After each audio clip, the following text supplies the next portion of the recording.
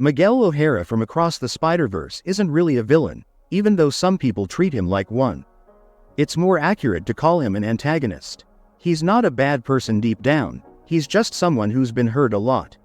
He watched an entire universe get destroyed, including losing the alternative family he had discovered in that place. Such a loss is enormous, and naturally, it deeply affected him. The way he dealt with all that pain wasn't healthy or good for others. He became really paranoid and obsessed with controlling everything. He wanted to make sure every Spider-Man in every universe went through their canon event, which basically means going through a big moment of suffering. He believed that every Spider-Man had to experience that pain, just like he did. That's why he created the Spider Society, to keep an eye on all the Spider people and make sure things happened the way he thought they were supposed to. He also manipulated Gwen a lot.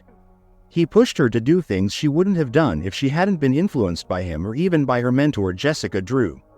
And yeah, I won't lie, Miguel comes off as pretty villain-like sometimes, mostly because he's aggressive and clearly stands against the protagonist. But if you look deeper, he's really just someone broken and hurting. He's convinced that all spider people are meant to suffer, just like he suffered. And to be fair, he's not entirely wrong about that. Almost every Spider-Man has their share of sadness and hard times. But the worst part about Miguel is that even though he knows exactly when these painful moments will happen and how they go down, he still lets them happen. When does it happen? In 2 days. When he's sworn in. That's what the model says. What am I supposed to do? Just let him die? He doesn't try to stop the suffering, he just lets it happen because in his mind, it has to happen. That's why he convinced others in the Spider Society that this pain is their destiny, and there's nothing anyone can do to change it. The real villain in Across the Spider-Verse is actually the Spot. He's the main bad guy of the movie, while Miguel is more of an antagonist. A lot of people really like Miguel's character because he's not a typical bad guy. He's complicated and has his reasons for what he does, even if you don't agree with him.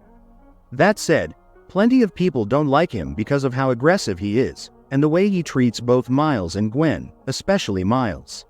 There's a world out there with no Spider-Man to protect them because it bit you instead. No. You're not supposed to be Spider-Man! No!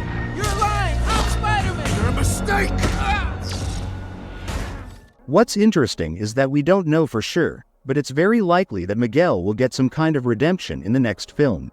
There's probably gonna be a big clash between Gwen's team and his team at some point, but the main focus will be fighting the Spot. Because of that, it makes sense that Miguel and Miles will eventually need to stop fighting each other and team up if they really want to beat the Spot together. Some think that Miguel might sacrifice himself as a way to redeem himself, which could be a powerful moment. Others believe that he and Miles will find a way to get along despite everything that's happened between them so far. Honestly, I'm not sure which way it will go, but it definitely feels possible. The movie didn't clearly say who was right or wrong about the whole canon event idea. Whether Miles is right about breaking the canon and changing the future, or Miguel is right about preserving it to keep things on track.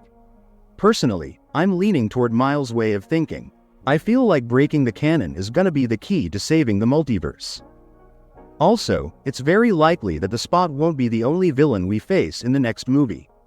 We might see a few other villains join the story too, making the battle even bigger and more intense. So overall, Miguel sits somewhere between being a misunderstood antagonist and a flawed character who might have a chance at redemption.